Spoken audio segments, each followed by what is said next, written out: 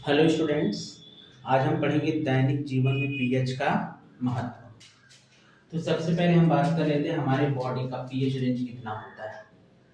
तो हमारे बॉडी का जो पीएच रेंज होता है वो 7 से 7.8 के बीच होता है।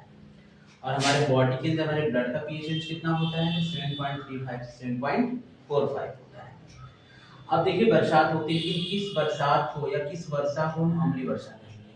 जब हम पानी वर्षा का जल लें और अगर उसका पीएच मान 5.6 से कम होता है तो इस प्रकार की वर्षा को हम क्या कहते हैं? अम्लीय वर्षा।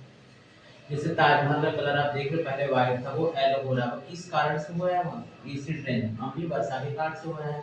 और वहां की वर्षा का पीएच मान नोट करोगे तो 5.6 से कम होगा। अब उससे क्या होगा? अब वहां की जो मिट्टी होगी वो कैसे हो जाएगी? एसिडिक हो जाएगी। अब मिट्टी के पीएच मान को कम करने के लिए क्या करेंगे? तो मिट्टी में सल्फर, एल्युमिनियम सल्फेट या सल्फ्यूरिक एसिड को मिलाते हैं, जिससे मिट्टी का पीएच मान क्या होता है? कम होता है। हमारे दांतों में सड़न कब शुरू होती है, कब कैविटी होते हैं? जब हमारे मुंह के अंदर का जो हमारा लार है अगर उसका पीएच मान 5.5 से कम हो जाता है तो हमारे दांतों में कैविटी आनी चालू हो जाती है। यहाँ कुछ इंपॉर्टेंट पीएच मान दिए हुए हैं। जैसे बी से किसका है भाई? बैटरी। तो बैटरी की पीएच वैल्यू कितनी होती है? 0। और S A stomach acid, stomach acid की पीएच वैल्यू कितनी होती है? 1। लेमन, नींबू, नींबू कितनी होती है? 2 हो जाती है।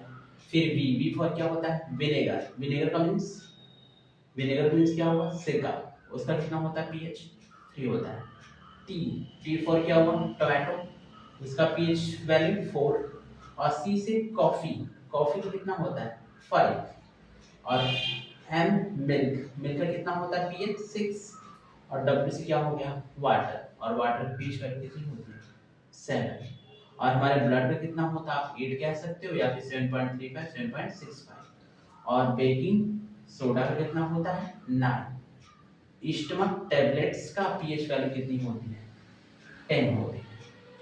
और अमोनिया सॉल्यूशन जो हमारे बाहर से उत्सर्जित क्रिया से बाहर निकलता है उसका कितना होता है? 11 होता है। कितने पीएच वैल्यू आपको लर्न करने हैं, ये एग्जाम के लिए इंपॉर्टेंट है। Thank you.